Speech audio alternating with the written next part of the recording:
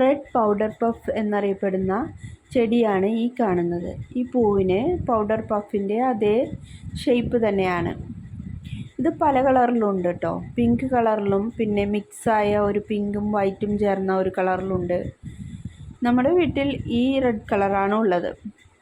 ഇത് ആദ്യമായി പൂവിരിഞ്ഞപ്പോൾ ഞാൻ ചെമ്പരത്തി പൂവാണെന്നാണ് കരുതിയത്. കാരണം ചെമ്പരത്തി ചെടി ഇതിൻ്റെ തൊട്ടടുത്ത് തന്നെ ഉണ്ടായിരുന്നു. അപ്പോൾ ഇടയ്ക്കിടയ്ക്ക് അതിൽ പൂവും ഉണ്ടാവാറുണ്ട്. അപ്പോൾ ആദ്യം കരുതിയത് ഇത് ചെമ്പരത്തി ചെടിയുടെ പൂവാണെന്നാണ്. പിന്നെ അടുത്ത് വന്നപ്പോഴാണ് മനസ്സിലായത്. ഇതിനോട് സമീപത്തായാണ് നമ്മുടെ ചാമ്പയ്ക്ക മരവും.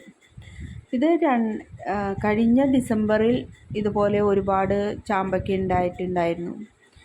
ഇപ്പോൾ ദേ വീണ്ടും ഉണ്ടായിട്ടുണ്ട്. ചാമ്പയ്ക്കയെല്ലാം പെട്ടെന്ന് കൊഴിയും. ഒരു ചെറിയ കാറ്റ് വന്നാൽ തന്നെ ചാമ്പയ്ക്കയെല്ലാം പെട്ടെന്ന് ഉതിർന്ന് വീണ് ഇത് ഇങ്ങനെ പരന്ന് കിടക്കുന്ന കണ്ടില്ലേ.